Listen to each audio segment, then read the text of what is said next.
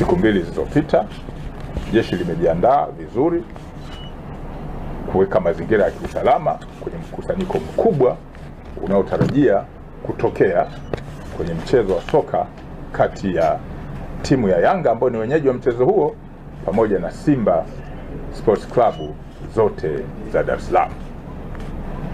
Mchezo huu unatarajiwa kukusanya watu wengi wa rika tofauti wenye mitazamo tofauti, lakini jukumu la jeshi la polisi ni kuhakikisha kuwa kabla ya mchezo, wakati wa mchezo na baada ya mchezo na baada ya mchezo usalama unakuwa umeimarishwa kwa kiwango cha juu.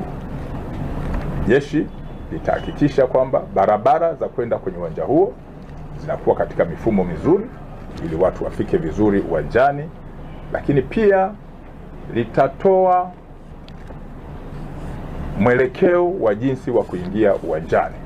Watu wafuate taratibu, lakini tumesisitiza mara kadhaa watu waende mapema kuliko kusubiri saa moja au nusu saa kabla ndio wakaanza kutengeneza foleni na hivyo kusababisha msongamano usio wa lazima.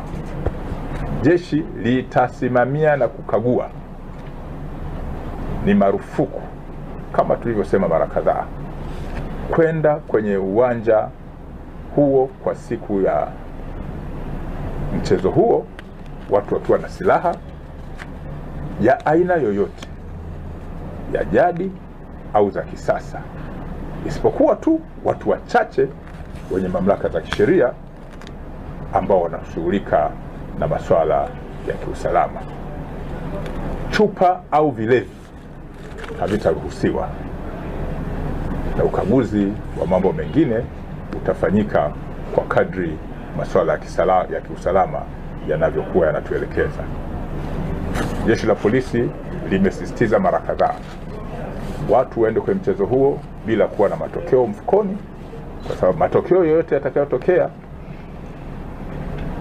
yakubaliwe na haitakuwa kigezo cha kuwa chanzo cha fujo katika mchezo huo unatarajiwa kufanyika hivi karibuni. Jeshi linatakia wana michezo wote kwenda kwenye mchezo huo, lakini pia makosa kama matusi ya ovyo, matusi ambayo yanajenga taharuki hayatapewa nafasi.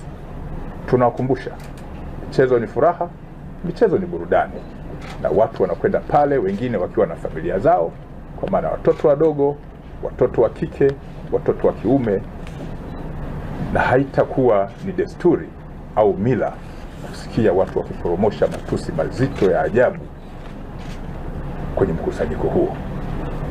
Tunawatakia kila laheri timu zote, na jeshi liko tayari kwa masuala ya kiusalama.